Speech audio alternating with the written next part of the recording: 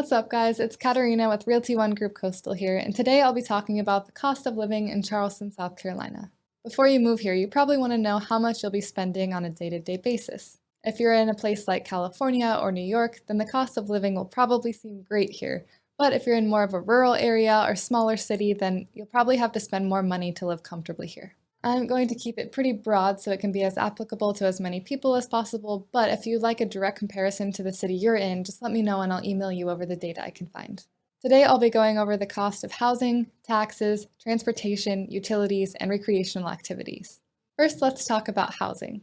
According to the Charleston Trident Association of Realtors, the median home sales price right now in Charleston is $314,900, which is up 10% from last year. And according to the U.S. Department of Housing and Urban Development, the median home sales price for the U.S. as a whole was $346,800 at the end of 2020. So according to that statistic, Charleston ranks pretty well, but I recommend comparing to the median sales price in your area to give you a better idea of the housing cost. Now, if you rent instead of buy, I went to rentometer.com to pull an analysis of rent in Charleston.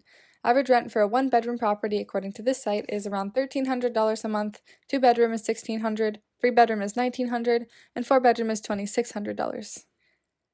Now, this is for the areas closest to downtown Charleston, so the further you go out, like Somerville or North Charleston, the more space you can get for your money, so you can find a two- or three-bedroom place closer to $1,000 a month in those areas.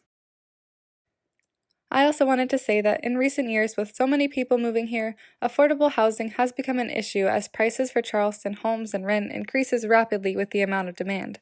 The city of Charleston has a few affordable housing projects in the works, so hopefully that helps some of the low-income households who have found it hard to keep up with the Charleston prices. Next, let's talk taxes. For Charleston, property taxes are assessed at a 4% rate if the home is your primary residence. If it's a secondary residence, like an investment property or vacation home, then taxes will be assessed at a 6% rate. After calculating with the millage rate, which varies from county to county, the end result is surprisingly low.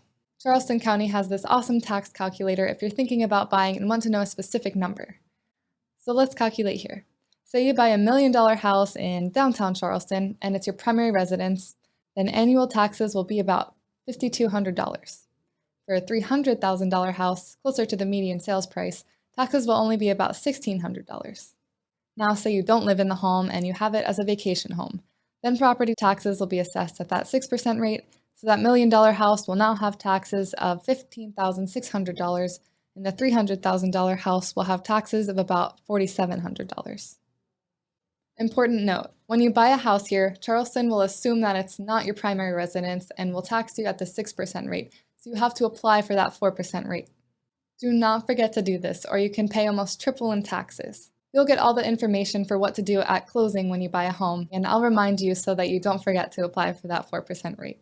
Next is transportation. So Charleston does have a motor vehicle tax, which is assessed at a 6% rate. So if you move here from out of state, you'll have to register your vehicle and pay taxes on it, which you can also calculate on their website. Along with transportation is gas prices. So I found that gas prices in Charleston are pretty low compared to other states. AAA has this helpful data which shows that South Carolina is below the national average, and as of today, gas prices are about $2.3 per gallon, but I have seen it much lower, as it shows here. Charleston also does have some public transportation. There's a Dash shuttle that's free and takes you to a few iconic spots downtown, and there are also more public transportation options. Now for utility bills. According to the U.S. Energy Information Administration, the average monthly residential electricity bill in South Carolina is $145 per month, whereas the United States average is $115, making it one of the highest states for electricity bills. My energy bill definitely goes up in the summer, just having to keep the house cooler from those hot months, but in the winter it's more reasonable because it doesn't get too cold. For your water bill, Charleston Water System is the main supplier here, and you can calculate your water bill on their website like I've shown here if you're interested. I found that my water bill is typically no more than $80 per month. For food, it's hard to say exactly how much it costs because everyone's taste is so different. You could go out and dine in downtown Charleston every night and spend thousands of dollars a month on food. But I don't recommend that. There are plenty of more affordable options if you like to cook at home, with national chains like Walmart, Harris Teeter, Publix, and more. You can live in Charleston affordably. Numbeo.com does have this helpful list of food costs based on consumer input, so you can see the price ranges for restaurants and grocery store basics. I've also included their other cost of living data if you want to pause and read through them all.